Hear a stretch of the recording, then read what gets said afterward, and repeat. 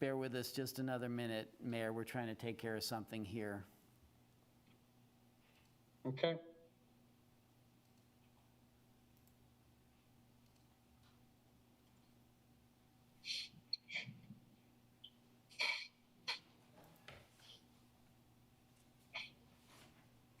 If he wants to go ahead and get started with you reading your stuff, I think that's okay. Okay.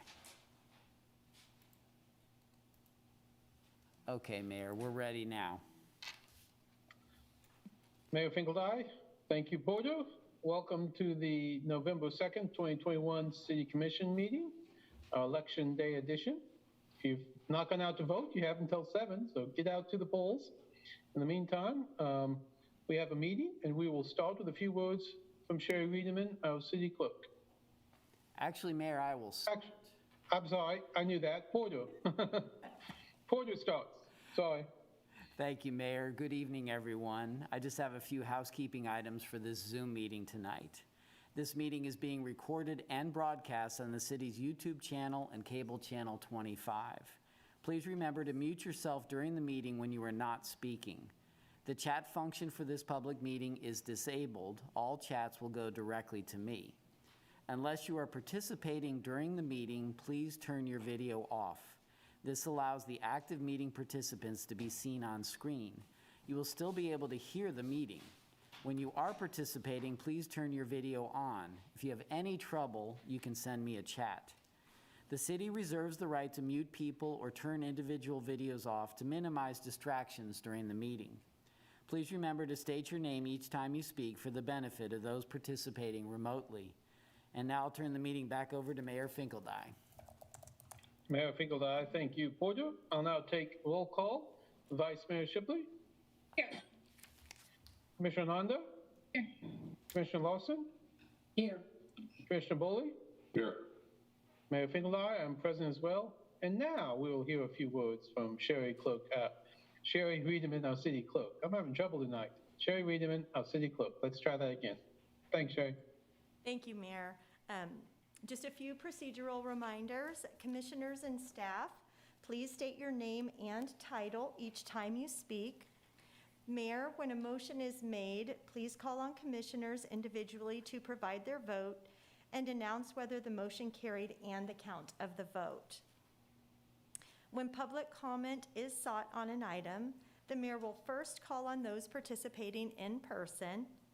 Individuals wishing to provide public comment should approach the podium following social distancing and safety protocols. Participants are required to wear a mask, but may remove their mask while making remarks at the podium. Please state your name before speaking, and your comments will need to be limited to 3 minutes. The mayor will then call on those participating virtually. Individuals providing public comment via Zoom should use the raise hand function to indicate they wish to speak. The raise hand function may appear in different places on your Zoom menu, depending on the device you are using and which version of Zoom you have. Individuals will be called upon by name in the order they appear on the meeting host screen. When you are called on, please unmute and state your name. Comments will be limited to 3 minutes. Thank you. Mayor Finkeldye, thank you, Sherry. The first item on our agenda is to approve the agenda. The City Commission reserves the right to amend, supplement, or reorder the agenda during the meeting.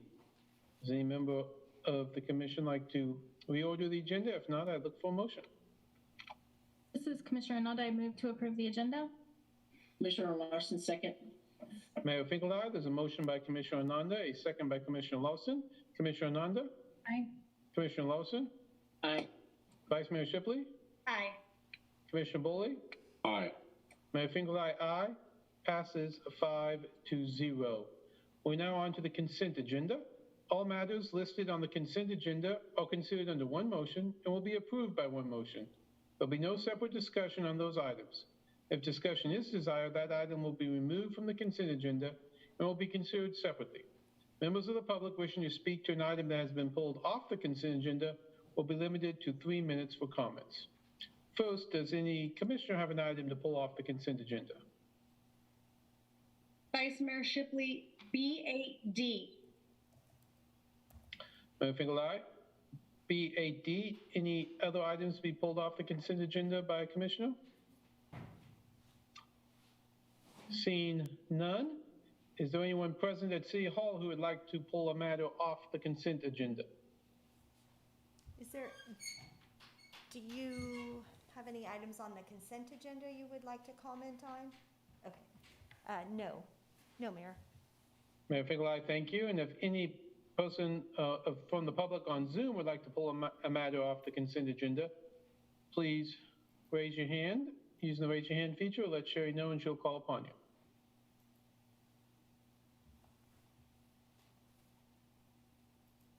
There are no additional items to pull. Mayor Finkelai, thank you, Sherry. I now look for a motion on the consent agenda. This is Commissioner Arnott. I move to approve the consent agenda accepting item B8D. Commissioner Larson, second. Mayor Finkelai, there's a motion by Commissioner Nanda, a second by Commissioner Lawson. Commissioner Nanda? Aye. Commissioner Lawson? Aye. Vice Mayor Shipley? Commissioner Boley? Aye. Mayor Finkelai, aye, passes 5-0. We now have item B8D. Vice Mayor, you pulled that item? Go ahead. Vice Mayor Shipley. So first, I just want to say that I think it's very exciting. I think it's really clear-eyed and creative. So, I don't know if Kyle worked on it alone, but if there was any staff that worked on it, this is really exciting. As has been pointed out in the discussion with planning, non-conforming uses are really unclear and kind of confusing, and I'm sure we all know someone who's bumped up against them here and there. But I do have some questions, so hopefully Kyle's here to just kind of chat with me a little bit.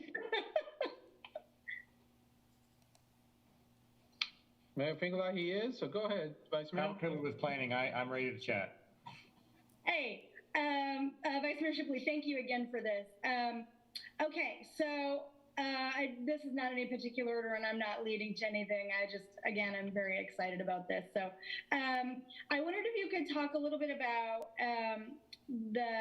for residential, your threshold was 15% of the floor area and 25% for non-residential. In contrast, I think it was 50% in the former version. Could you talk to me a little bit about why you set it up that way? Yeah, Kyle Kelly with planning. When we were setting up the thresholds for the administrative processes, we wanted to be very intentional about, we didn't want to set like where the bar is now, make all of everything there administrative. That did not seem like the right answer to that. But we did want to give some leeway in circumstances where, the intent of that particular section are for probably those more back of house type of uses, more incidental types of uses. So there would be some floor area that would come into play there. But we wanted to lower the threshold so that we could, kind of streamline the ones that would be going through that process. I think, if I'm being honest, I don't know that there's a universally correct answer to what is the right number. We anticipate that if over time we notice that, maybe nothing is hitting those standards, maybe it's too restrictive. So there might be some adjustment over time, but we wanted to decrease those standards for what could go through an administrative process while letting everything else, we would be able to catch up with the special use permit process. Does that answer your question, Commissioner? It does, Vice Mayor Shipley. But also, if I understand correctly, as an example, the applicant that brought this to us was asking for 100% in his original request. If the way you have it set up, he could go through the SUP process, and that might play out the way the applicant or someone else would need that to play out. Kyle Kirby with planning, yes. In the case of the applicant that kicked this off, that would go through the special use permit process. We would evaluate that through there, go through planning commission and city commission. So yes, you are correct. That would be the special use permit version of this as opposed to the site plan version of this. Vice Mayor Shipley, that kind of leads me to one of my other questions. Again, too complicated. If so, initially, staff will evaluate it to either be it will be able to go through administratively, or it would need to rise to this SUP level.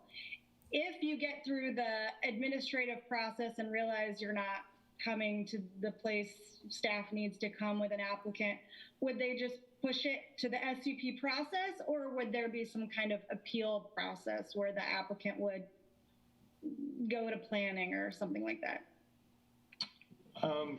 Kyle Covey, planner. I think if I'm understanding the question correctly, basically what you're asking is how we would evaluate when a particular application went through which route. When it was first submitted, we would check it for those first 3 standards that are up front. The third one of which mostly just being a way of accounting for the remaining standards and provisions of the code that would be applicable. I know that that's kind of worded a little bit broadly, and I don't know if that's kind of playing into the question here or not, but we kind of needed to structure that broadly because there are so many different versions of how this might wind up going, that the intent of that is just all of the other standards still apply.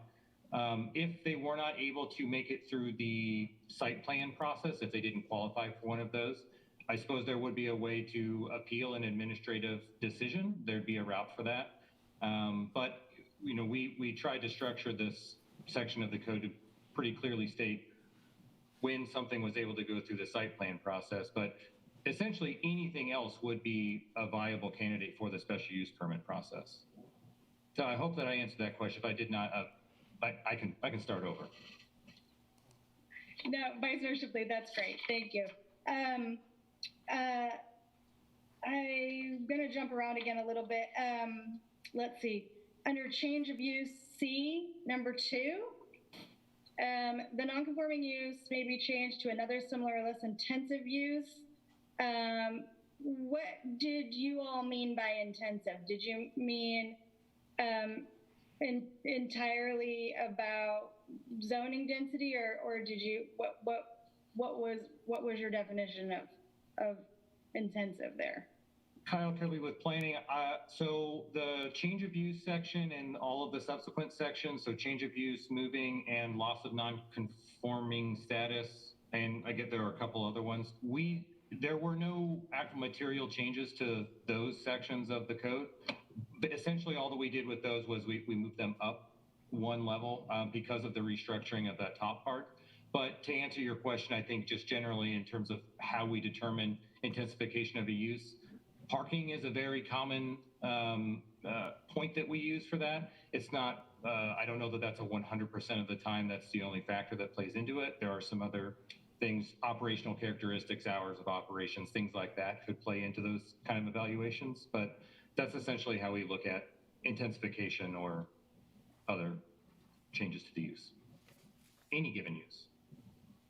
Vice Mayor Shipley, since we're kind of by it, the moving section, which also didn't change, I was, again, not to use the applicant as an example, because we've got lots of other examples to look at, but when I saw it come through requesting 100%, I was kind of confused by that. If someone, and in this instance, the non-conforming use is that it's a bar downtown, right? So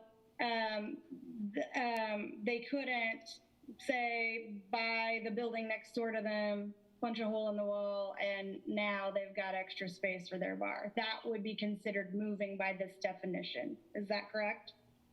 Kyle Covey with planning. In the scenario that you're describing, they would be 100% relocating their if they were like abandoning the location that they're in now and then moving to the new location. I think that's what we would determine to be moving that use, where if they were to punch a hole in the wall and just extend the use, that would be more the extension of the non-conforming use, because they would still be using their current space, but they wouldn't be picking up and full-scale relocating.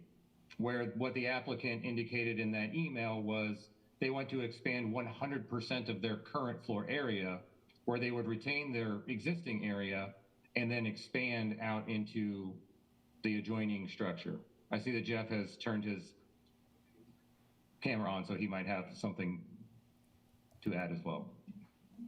Jeff Craig, Planning and Development Services. Vice Mayor, I think to your question, the moving has to occur on the site or in the parcel that's already in play there, so it can't be moved around a lot. But in the scenario that I think that, if I followed the scenario correctly, if a borrower was to punch a hole through a wall and move into a new space, that would be an expansion of a nonconformity that goes across there. So that would be an expansion level, not a movement level of it. So because the movement has to occur within the parcel or the site in question.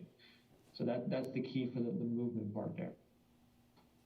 Vice Mayor Shipley, so sorry I'm not finding it here. One of the thresholds I thought was not expanding the number of people that could be in the space. I'm sorry, looking for it here. So if you doubled the amount of people you could have in a bar, wouldn't you be, in essence, creating more nonconformity? Kyle Kobe with planning, I think in that scenario, that would be viewed as a proposed expansion of the non-conforming use. And if somebody wanted to go down a path like that, special use permit application, and we would review it that way. Okay. Vice Mayor Shipley, so we'll go to another bit here. It's really great that you, that staff was being really cognizant of expansion of dwelling units, and especially since we haven't really talked about accessory dwelling units yet. However, I do kind of see an inconsistency where one wouldn't be able to add a bedroom to a non-conforming house. But if I had a regular house, just at my house, I could add a bedroom and it wouldn't be a problem. So I wondered if either of you had any thoughts about that. Kyle Kobe with planning. I think the answer to that would be the definition, what we would consider a dwelling unit. So adding a bedroom would not necessarily constitute the addition of a dwelling unit. So a dwelling unit, generally speaking, is a bedroom, a bathroom, and a kitchen. So if all somebody was proposing to do was add a bedroom, unless it was perhaps a multi-dwelling structure or something like that, where the use is defined based on bedrooms or something, I don't know that that is entirely accurate. But in the case of a duplex, let's say you've got two dwelling units and they both have two bedrooms. If you were adding a third bedroom onto one of them, that would not be an increase in the amount of dwelling units. That would just be an increase in floor area, essentially, based on how duplexes and dwelling units are defined, if that makes sense. So you would still be able to propose an expansion to a duplex in a way that would not also increase the amount of dwelling units. Yeah, Vice Mayor Shipley, I'll tell you why my brain went that way. In studying accessory dwelling units, one thing I've seen in several places, and I've seen them here too, is where you add a bedroom and a bathroom and you have a door, and basically that's an apartment, and maybe you share a kitchen and maybe you don't. So through the process, the site planning process, you guys are, I trust that on most instances you're going to figure out if that's something that's going on, but to a certain extent it's pretty hard to enforce that kind of behavior. Which sort of brings me to one of my next questions, and maybe something you're referring to there. I think probably a lot of us have been in the older 3-story houses and they've been chopped into different apartments. So would that be something that is technically non-conforming, that would maybe be able to, would or wouldn't be able to add a bedroom or a unit based on how you've rewritten this? Kobe with planning, I think that's a difficult question to answer across the board, just because it would depend on what that use was, where it was at, and how it came into being. So if what we were looking at was a congregate living residence where it has already been site planned as that, they would just go through, like, I guess their standard, a standard issue site plan process.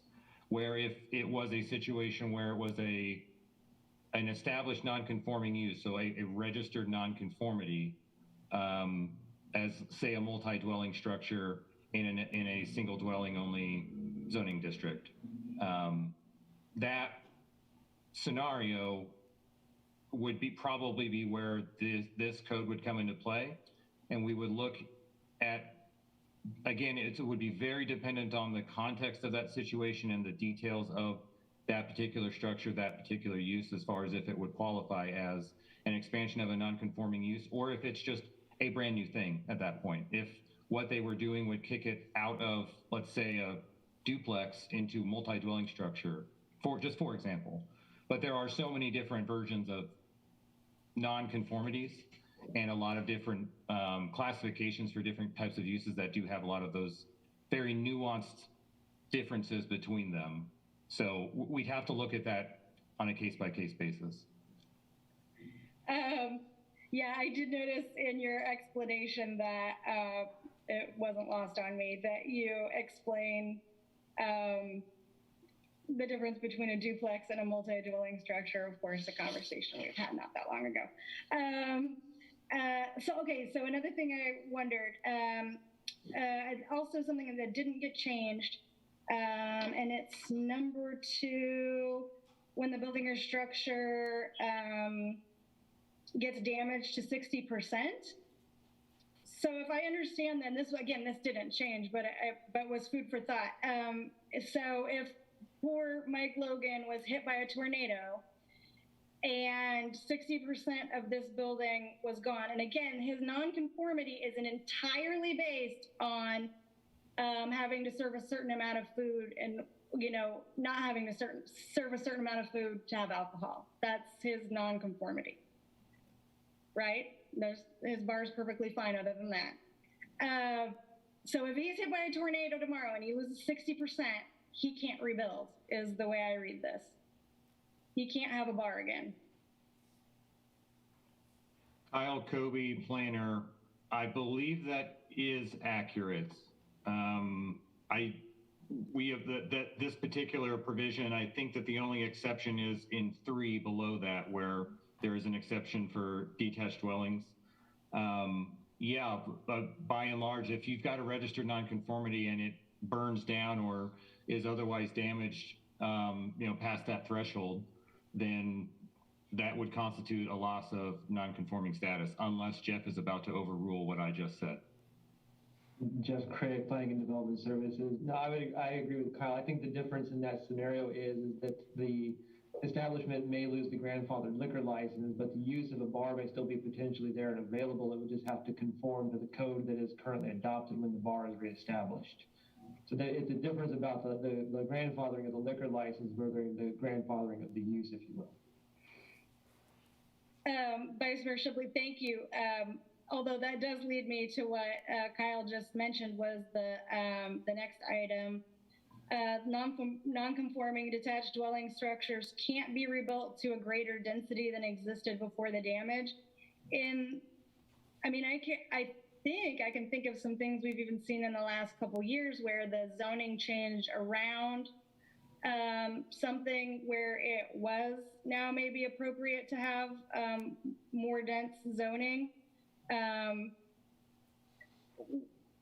What are your thoughts about that? I mean, I see what obviously I can see what they're trying to protect here, but also I think we've seen a lot of change, and I'm sure we're going to see some more. So I wondered if you had any thoughts about this. Kyle, go ahead, Jeff. Jeff Craig, Planning and Development Services. Kyle, sorry about that. Didn't mean to tread on toes there. Vice Mayor, if I follow your question correctly, I think what it is the code allows a couple different options for a homeowner. If they have a non-conforming use and they'd like to maintain it, it allows that to be there and available. It also doesn't prevent a homeowner from availing themselves of the current zoning district and the permissions that are there. So if there is a change and they would like to move in that line and come to meet the current zoning district and its qualifications, they can certainly work to go in that angle if they so choose. But it does give them a little bit of a two-track option, if you will, there. And Kyle, feel free to add to that if I have wandered astray. Kyle Kobe, planner, I don't have anything to add to that.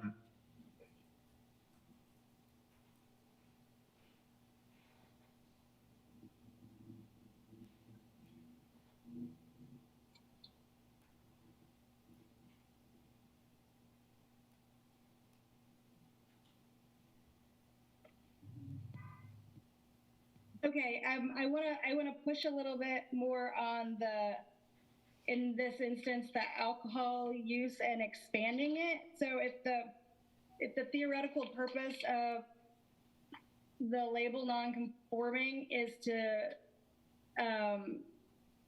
well, like I think someone said at the planning meeting, to bring things into conformity or bring them up to code. In the case of the liquor license, that's not really what the goal is. Or in your example of the duplexes are just, it's just bad luck. They're where they are. They're not going anywhere. In the case of the liquor license, though, the theoretical purpose of that is to not expand bars downtown. So if you double the capacity of a bar to have patrons, haven't you kind of done the opposite of what you were trying to do? Kyle Kobe, planner, I think, and I might let Jeff add to this, but I think the intent, and I wasn't around when the those standards came into play. My understanding of the intent is not so much to prevent like more capacity for people to be in a use or to enjoy or otherwise patronize that kind of use, so much as it is to prevent additional uses from coming online, where I think it is it's a slightly different situation in a case like this, where if it is an existing use that is expanding, we're not adding a new bar or lounge use. It would be the expansion of an existing one. I get that that's a bit of a fine line, but I think that that would be a point of differentiation. I think I used a real word just now.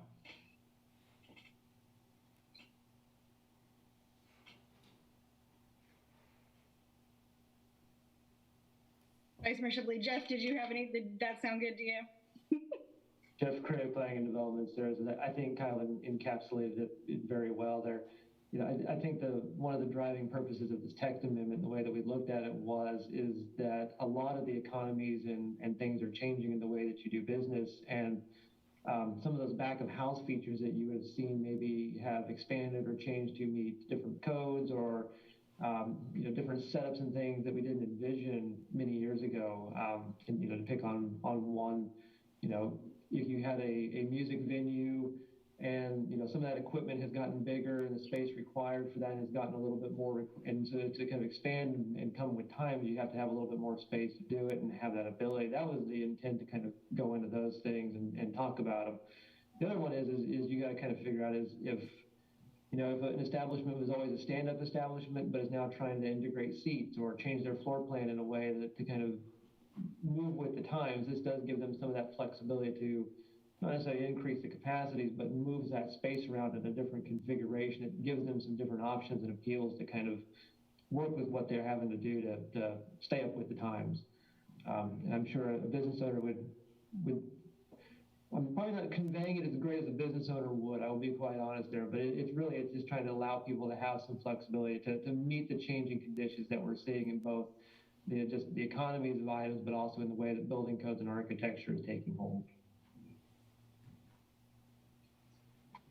Vice Mayor Shipley, I don't disagree, and again, that's kind of why I think this is very exciting. Like I said, I'm sure we've all seen people kind of struggle, or to Kyle's point in his memo, you know, not even bother to come forward with the change they wanted to make because they just thought that's not going to go through. And so this is pretty great. And some of the other stuff, the striking the zoning appeals and all that, makes it a lot more streamlined. So I do really appreciate that. And it looks like maybe some things will be going through administratively instead of the SUP process. Hopefully this is the way you've set it up so that there's less of the two-step for the applicants, and that's a lot of work for staff and planning to go through those meetings. So I appreciate all that.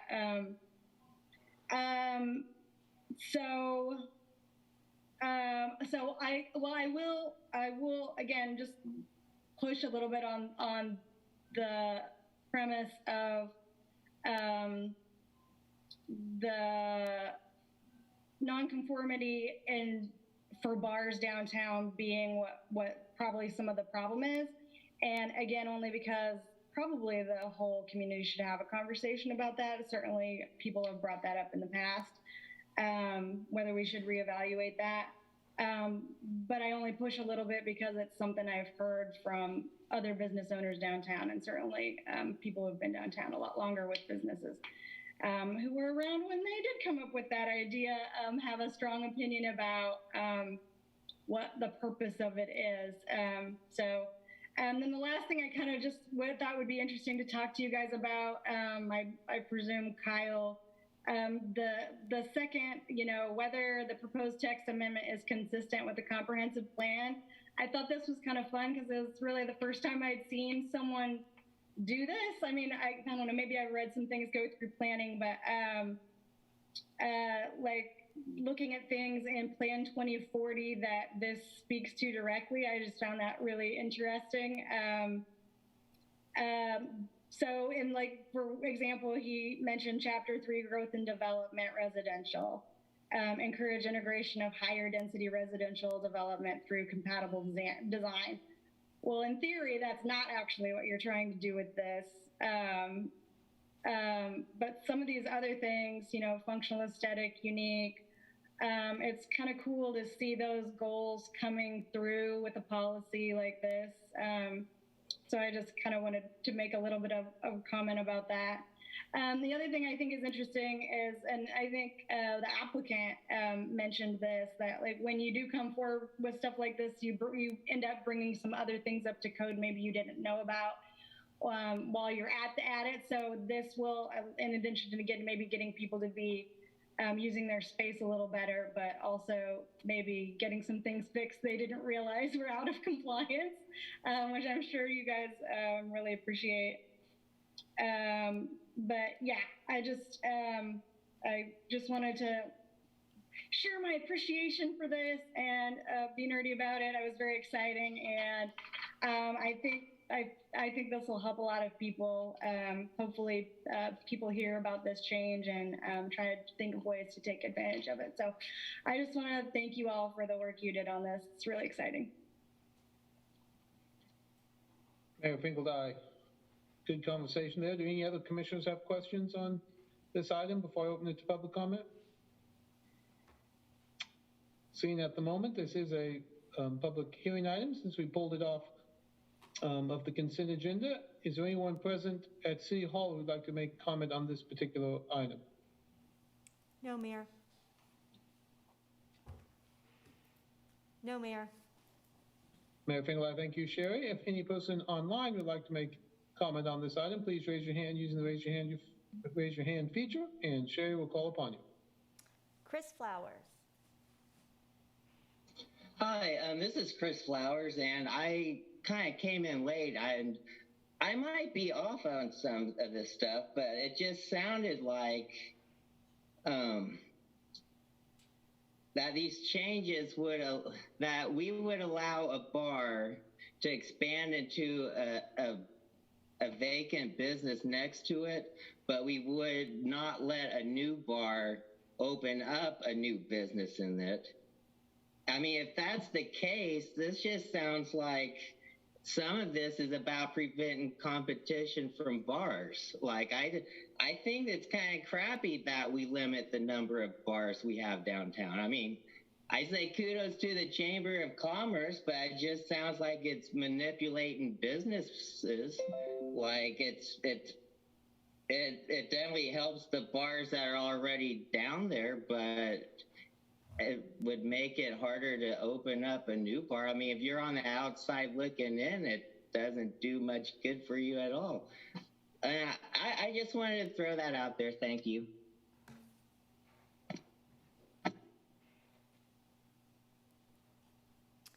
That's all the public comment, Mayor. Mayor Finkeldine, thank you. I'll bring it back to the commission. For any comments or motions, I would echo Vice Mayor Shipley's enthusiasm for this particular amendment. I do think non-conforming uses, and I've dealt with those in lots of variety of ways over my last 20 years practicing law, and it is not the easiest of situations. So having a little flexibility to have some abilities to, at least even through the SUP process, to make some changes, I do think will help us in the long run, certainly in historic preservation type areas and keeping some of the unique features of our town. Some of the most unique features of our town are non-conforming, and so having some options there, I think, is useful. And so I look forward to seeing how this process works. But other comments or motions?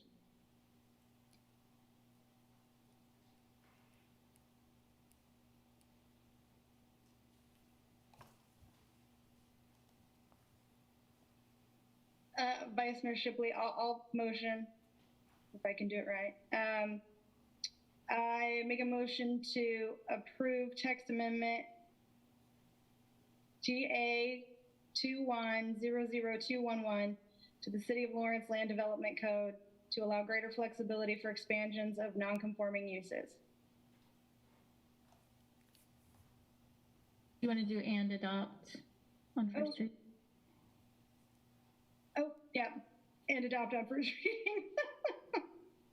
Sorry, I don't know what I'm looking at. Okay, there it is. Ordinance number 9880. Commissioner Nanda, second. Mayor Finkel, aye. A motion by Vice Mayor Shipley, a second by Commissioner Nanda. Vice Mayor Shipley? Aye. Commissioner Nanda? Aye. Commissioner Lawson? Aye. Commissioner Bully? Aye. Mayor Finkel, aye. Passes 5-0. That brings us to public comment. The public is allowed to speak on items or issues that are not scheduled for discussion on the agenda. As a general practice, the Commission will not discuss or debate these items, nor will the Commission make decisions on items presented during this time. Individuals should address all comments and questions to the Commission. Each person will be limited to 3 minutes. To begin with, is there any person at City Hall who would like to make general public comment on an item not on the agenda? Yes, there is, Mayor. Go right ahead to the podium. Good evening, Commissioners. My name is Sage Matthews. I was here once before in August. I didn't get to meet Commissioner Larson at that time. My father was a city commissioner, so I know very little about whatever, but that's what I know. I'm here to ask that we bring towels to the community centers for the homeless who shower there. If we can afford $300,000 plus for art at the police stations, surely we can afford towels for the homeless when they shower at the community centers. Other than that, I am homeless, and my friends and I, when we need to use a restroom in the middle of the night, if we can't make it to where there is a 24-hour convenience store, right now downtown, it's either a bar if it's open late enough and or if it's willing to let us in. But more frequently, it's what we will lovingly call Johnny on the spots, the mobile toilets in the parking lot across from the library and the one in the lot south.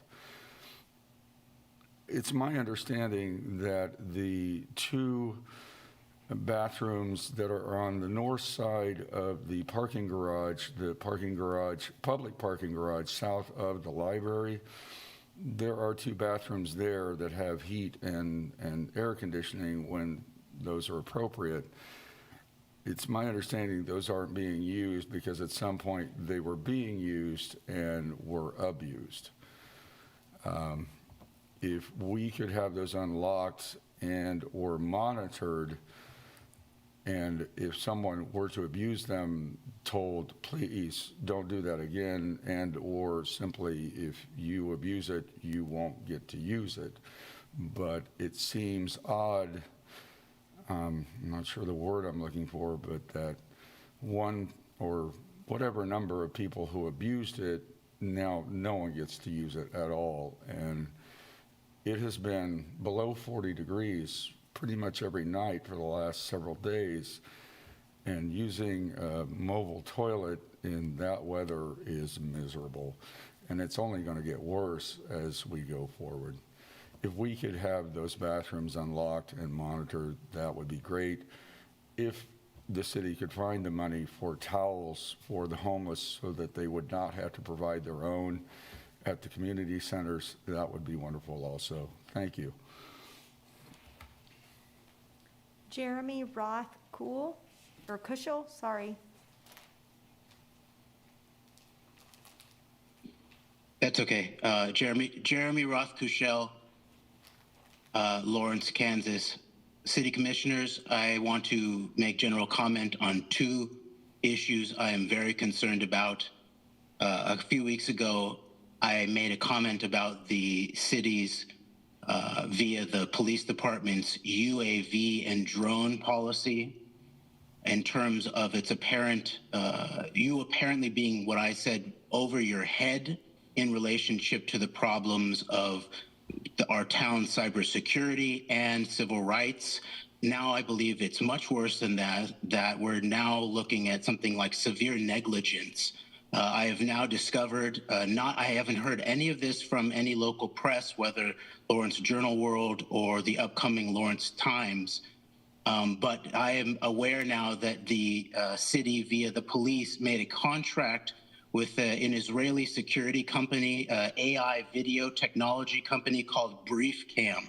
I only found out about this from BuzzFeed News and the Electronic Frontier Foundation. I will follow up on these comments with an email to all parties that are responsible for this. This comes in the wake of the Human Rights Watch Institute declaring that the state of Israel is engaged in ongoing apartheid. Okay, that is the obvious moral concern here, that any Lawrencian of conscience will understand that we are in the midst of something like using technology from something like the apartheid white supremacist government of South Africa that the Israeli government worked with while it was an apartheid government, to use technology that was originated to track the black citizens of apartheid South Africa, then in this case now for occupied Palestinians. But now this is being imported into Lawrence and into police departments that have shown some of the most severe violence actually around the country, such as Minneapolis, such as New Orleans.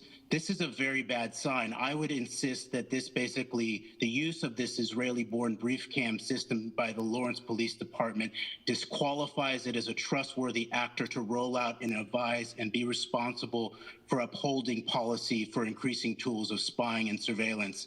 And I, as a Jewish American patriot of conscience who publicly addresses these topics regularly, both on the internet and on terrestrial radio in the area, and who has been targeted for assault and wrongful arrest by security and law enforcement paid off by local Israeli partisans in the Jewish institutional community, do not feel safe with this technology deployed in our city. So I want the city to begin to look at this. I'm going to send this out both to the police department and the city and our local media. Secondly, really briefly, very concerned about the ongoing uprising of the apparent Pfizer apartheid that we are now going to be facing in relationship to children. Did you say time?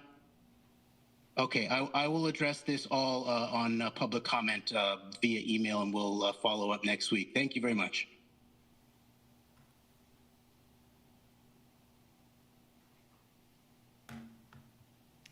Chris Flowers. Hi, this is Chris Flowers, and I just wanted to say I support I think it was the first commenter about the bathrooms.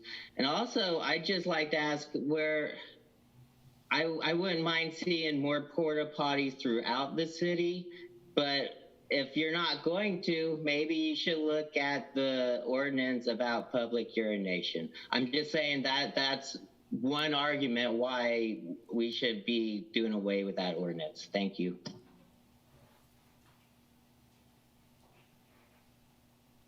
That's all the public comment, Mayor.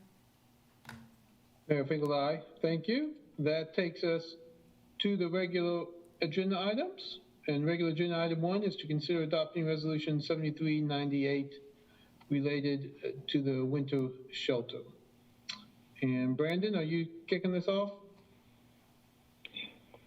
Yes, good evening, Mayor and City Commissioners. This is Assistant City Manager Brandon McGuire. I have a few brief comments this evening just about this item, and then we'll stand for maybe comments from Chief Coffey, and then questions from the Commissioners.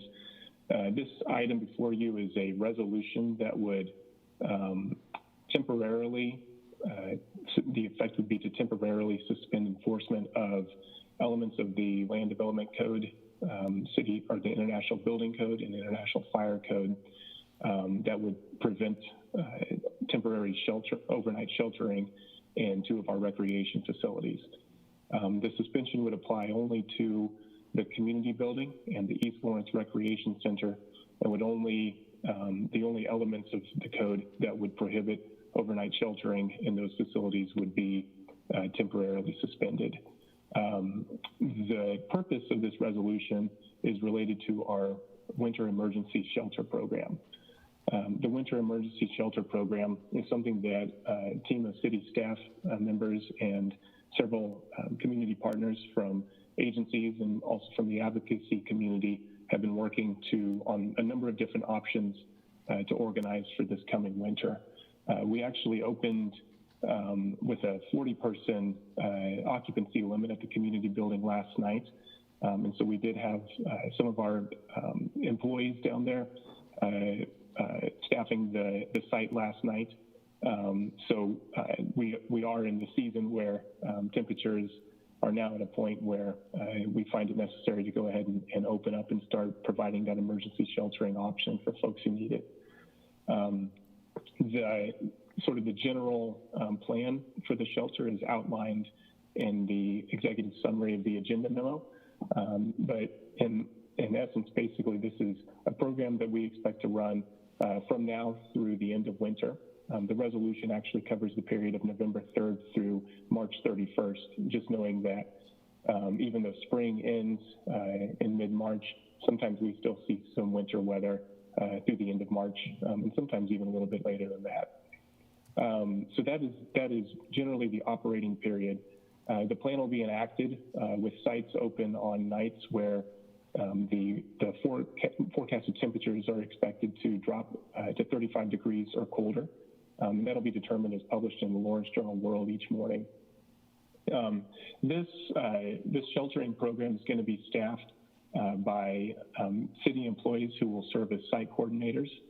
And we have a few employees who served in this function last year for some of our winter sheltering programs, including Camp Woody.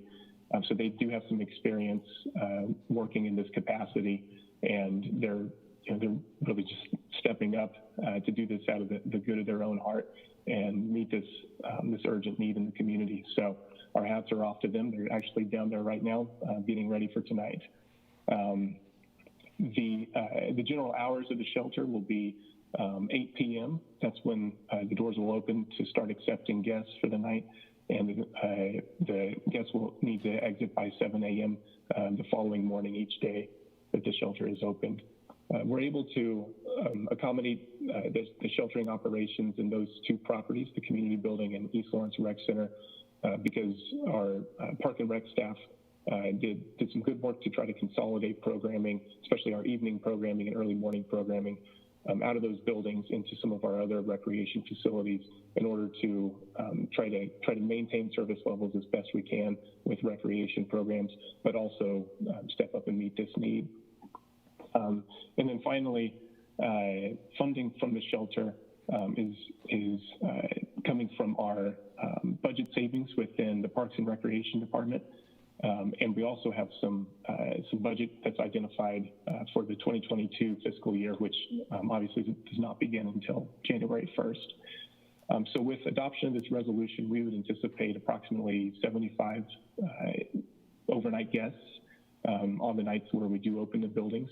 And that would be 75 per building, which would give us a total capacity of around 150 people.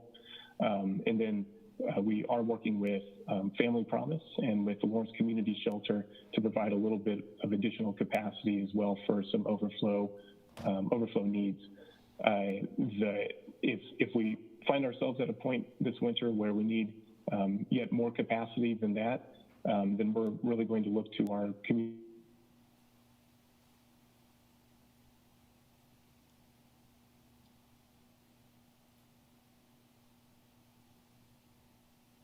We lost you there, Brandon.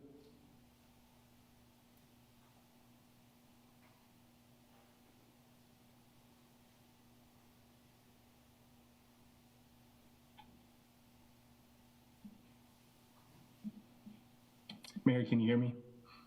Yeah. Sorry about that. My phone hung up on me. So I was just saying we'll have capacity for approximately 150 people between the two sites, an additional 10 at the Lawrence Community Shelter, and Family Promise is going to be sheltering families with young children through some of their partner network, so that they'll be able to take, we think, maybe about 10 to 12 families if families with young children show up. And so any additional capacity, we'd really look to some of our community partners, especially religious institutions, to be able to step up and meet that additional capacity need. And so that's the extent of my presentation this evening. We do have a number of city staff who have worked on this.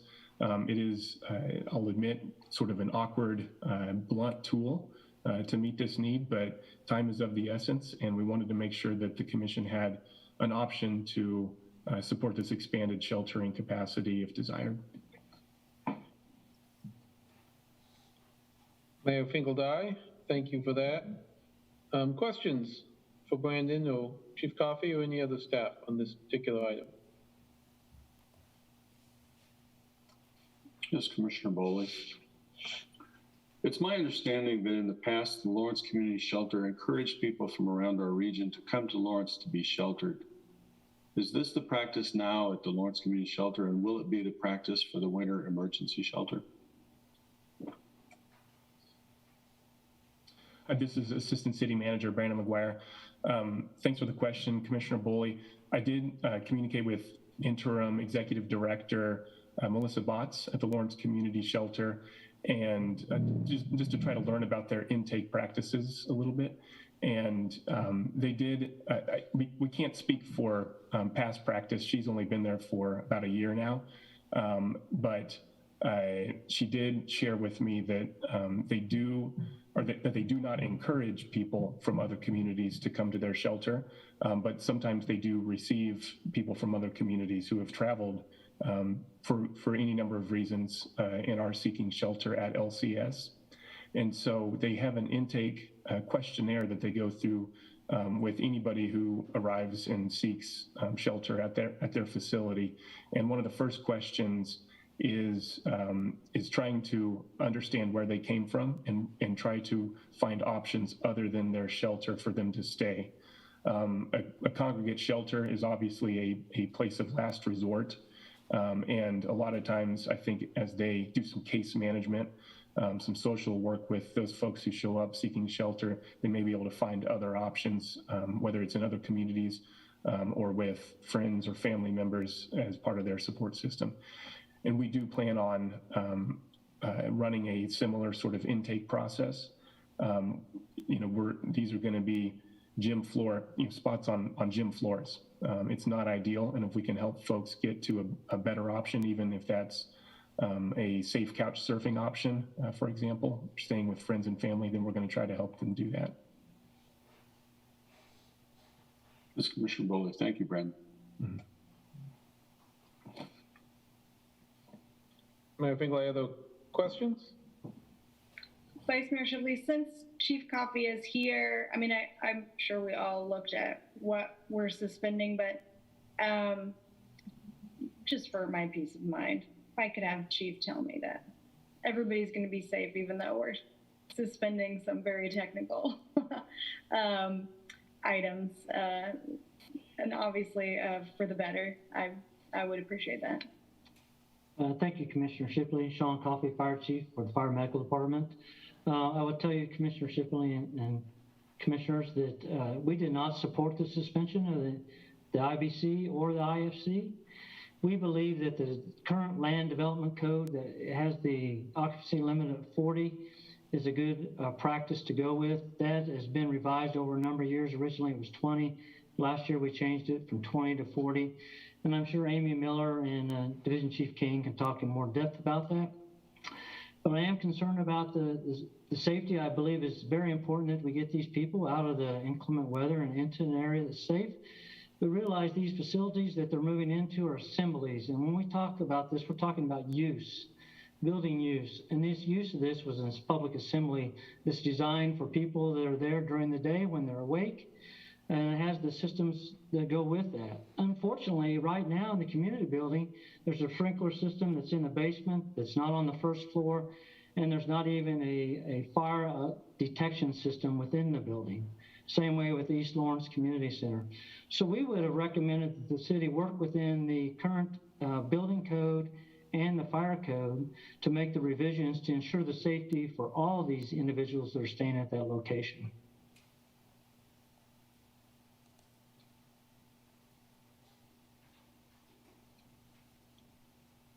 Mayor Finkellein, are there questions at this point? If not, before we have commission discussion, we'll open it up to public comment. Any member of the public present at City Hall like to make comment on this item? Yes. Yes, Mayor, go right ahead. Good evening again. And again, my name is Sage Matthews, and I am homeless in Lawrence.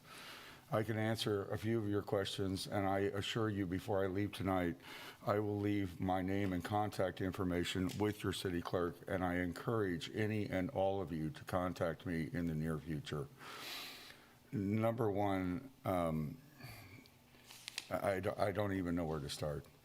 If the fire chief, or I'm sorry, whatever your title, if you're telling me that this is not a safe code building to be in, that is the last place I want to be.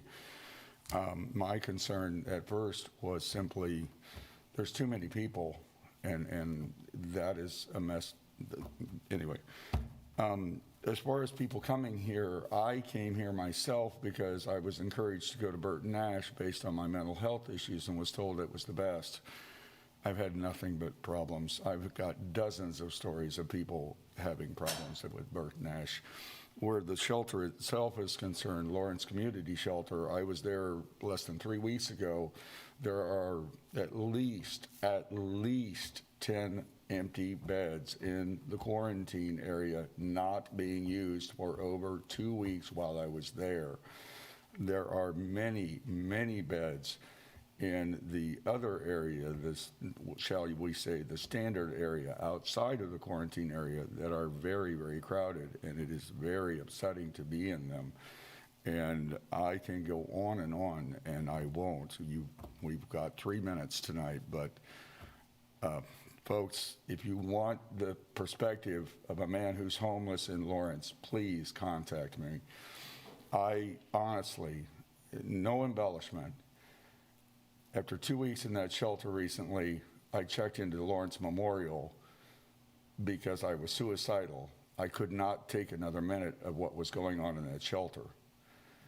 And when I got to Lawrence Memorial, I was diagnosed COVID positive, which I eventually proved was not true. I met someone else who had no symptoms, was diagnosed COVID positive, and was not. Whether that was a false negative or we're putting out positives for numbers, I don't know, but please contact me. I've been through a living hell even in the last 2 weeks, and I did not come here for free stuff. I came here for services. Have a good night.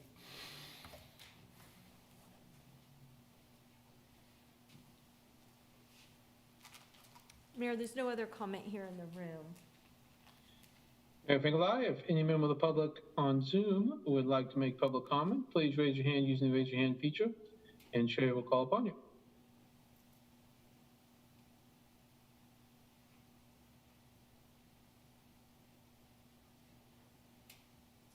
There's no public comment. Mayor Finkellein, I'll bring it back to the commission for discussion, comments. Guess I'll lead off. Certainly, first of all, I want to thank Brandon and a whole slew of service providers who I know have been working on this for a long period of time.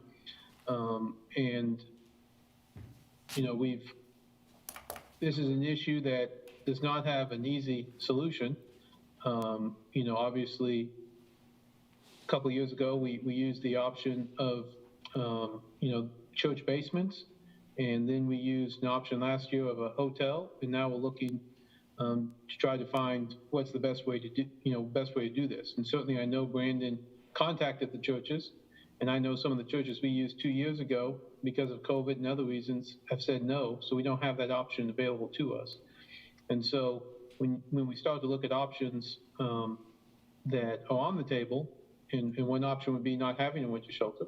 That's not a good option. Do we have other options on the table? And so I very much appreciate, coming up with these options. And I certainly understand and respect Chief Coffey and their position on this. I mean, we do have these codes for a reason. I will say that I was on the Planning Commission when Family Promise originally started, and there was a request to allow people to sleep at churches. And again, possibly rightfully so, the fire department was against that, in that the codes do not, again, generally allow in assemblages, just like Chief Coffey said, in church buildings, don't necessarily expect people to be sleeping there. And that was about 11 years ago. And I think we've had good success with Family Promise since that time. And I do think, although I don't certainly fault the code of Chief Coffey's position, I think when we are comparing having people sleep on the street and looking for a different option, I think this is a good option. These are gymnasiums with exits. And last 2 years ago, we were in basements of churches where you didn't have any outside exits right away, even with the 40 people. And so I feel these options on gymnasium floors, open space with outside exits are certainly safer. And so I'm certainly going to support this and appreciate the work of our employees. And, obviously our goal is not to have people sleeping on the floor of gymnasiums, just like it's not to have them camping in the cold. Our goal is to get people housed, and we've adopted a budget starting in 2022 that is going to work diligently on that effort, and I look forward to that. And obviously, the sooner we can get that going, the better. We're also looking at both federal and state money to help us along the way, and we're doing some great plans going forward. And of course, we have lots of partners in the community who are working on this issue. Some will continue to encourage to do more, and some will continue to work with. But it's a tough issue. But where we are today, given our options, I'm certainly going to support this and appreciate the efforts that got us to this point, and that the effort it's going to take to keep everybody safe, both from the cold and from other situations going forward. Other comments?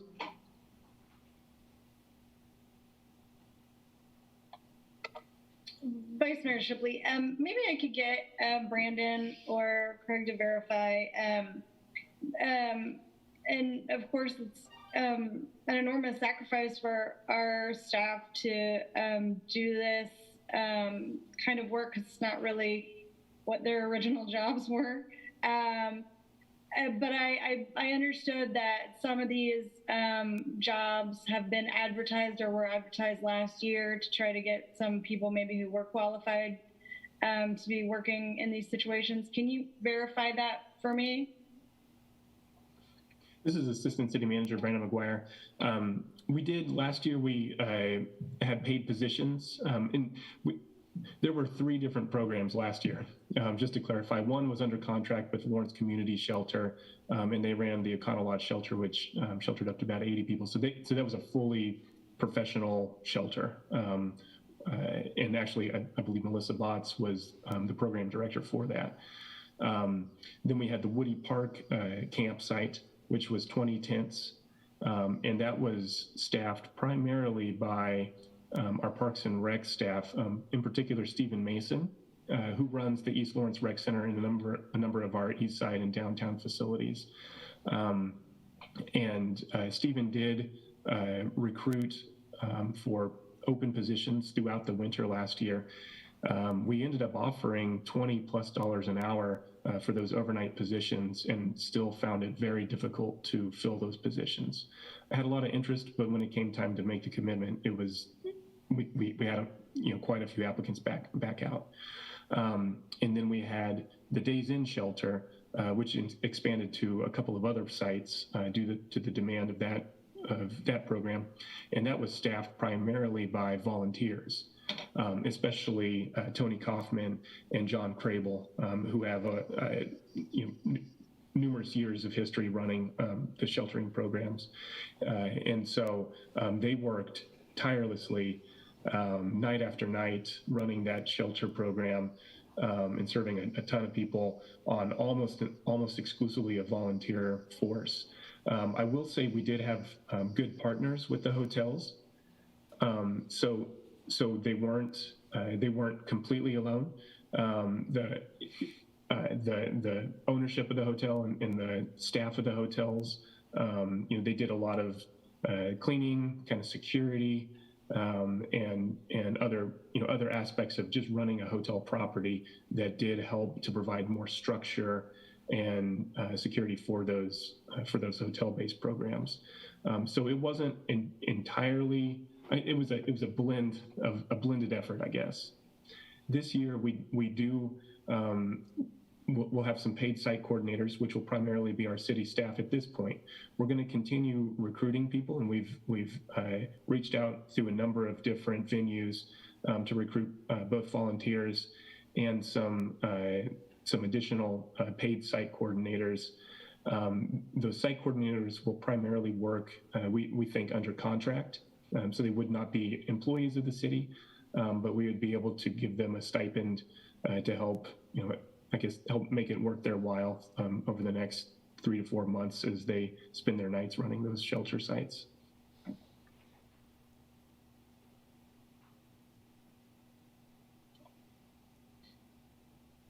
Mayor Fingley, other comments, questions,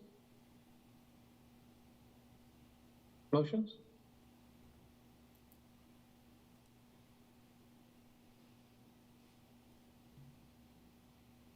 This is Commissioner Arnott, Mayor. I don't think that we can add much to what you had to say. I think that you made some really important points. So I would be happy, unless folks have something to say, to go ahead and make that motion.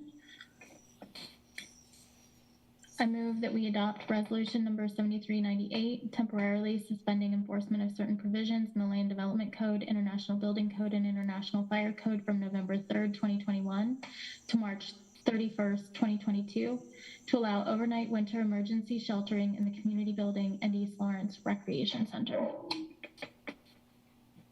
Commissioner Larson, second. Mayor Fingley, there's a motion by Commissioner Ananda, a second by Commissioner Lawson. Commissioner Ananda? Commissioner Lawson? Aye. Vice Mayor Shipley? Aye. Commissioner Bully? Aye. Mayor Fingley, aye. Passes 5-0. Again, thanks everyone for their work on this, and we'll keep plugging through this difficult time. Thank you on that. That brings us to the end of the regular agenda, and that brings us to commission items. Do any commissioners have any commission items? This is Commissioner Boley. We need to thank the folks that we've appointed to the board of Lawrence Memorial Hospital for their service. We know, trust, and rely upon the LMH board of directors, and they serve our community well. No, they don't. Sorry. They don't. Have a good night. Mayor Fingley, any other commission items?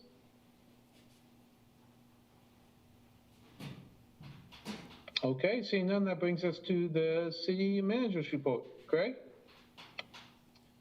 Thank you, Mayor. Good evening.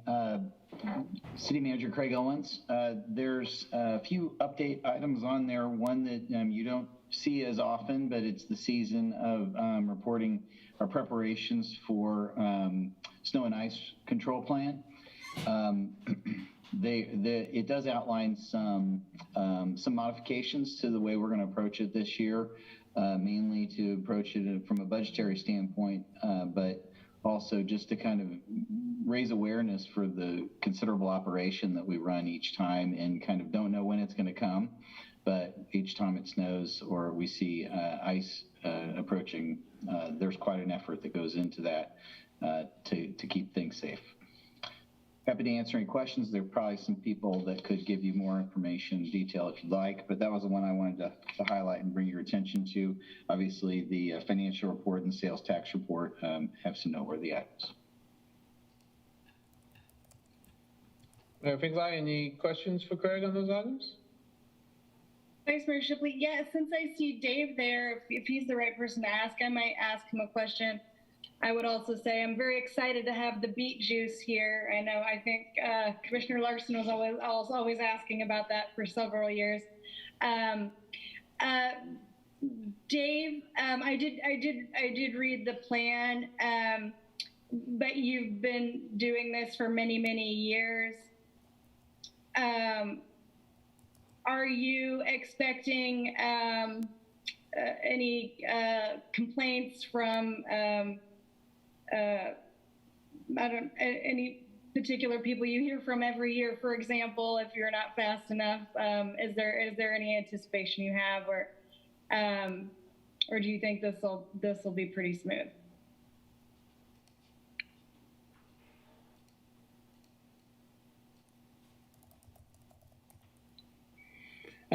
Dave Wagner, Director for the MSO. Courtney, could you go over that one more time, what you're looking for? I just stepped out of the room for a second, so I missed the tail end, or the beginning of it, so. You're fine, I'm sorry. Vice Mayor Shipley. I just know sometimes with inclement weather, there might be, certain people you hear from every year that if you're not fast enough, they call you. And I think the plan you have here is really good. And I would also say that I've heard some discussion about this in past years, maybe stepping down the extent to which we do this, you do this.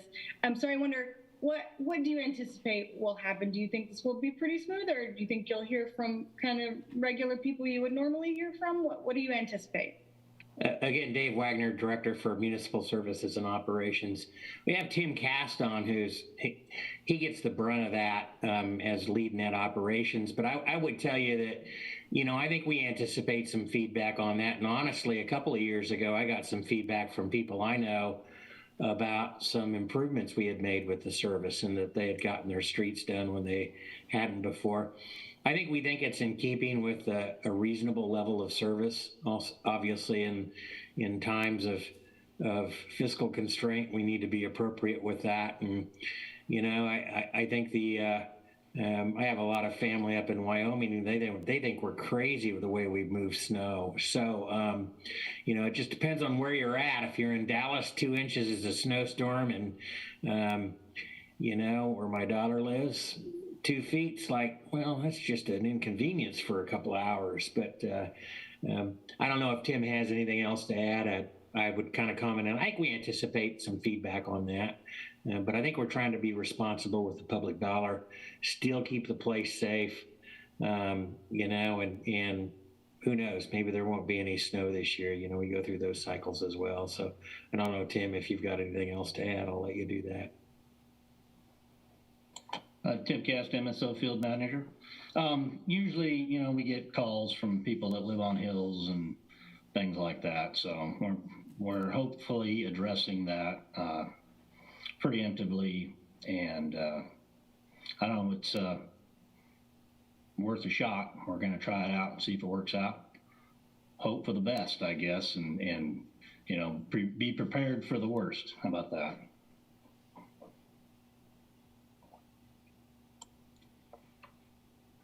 Mayor Finkel, I'll say I was at a Cub Scout meeting last night, and when you go out to these meetings, they always ask you some interesting questions. And one of the questions I've been asked before is, well, city commissioner, do they plow your streets first? And I'm always like, no, they don't plow my street first. So I checked the plan out, and I'm still not a priority street. So That's fine. I appreciate that, but they ask some of the best questions. But I also am excited about the beet juice. I think the beet juice will be fun, and I appreciate all you do, Tim and your crew. You know, when all of us are hunkering down, you guys are out there on the streets. And finally, I'll say, back up what Dave said, my oldest daughter is at the University of Wyoming, and they've already had two-inch snows, and you know that's just par for the course. You know, just brush off your seat at the football game and keep going. So it's definitely depends where you're at. So appreciate your efforts. Other comments on any of the city manager's report? This is a public hearing item. If any member of the public would like to speak on any of these 5 items on the city commissioner's report, please let Sherry know or raise your hand on the Zoom and she will call upon you.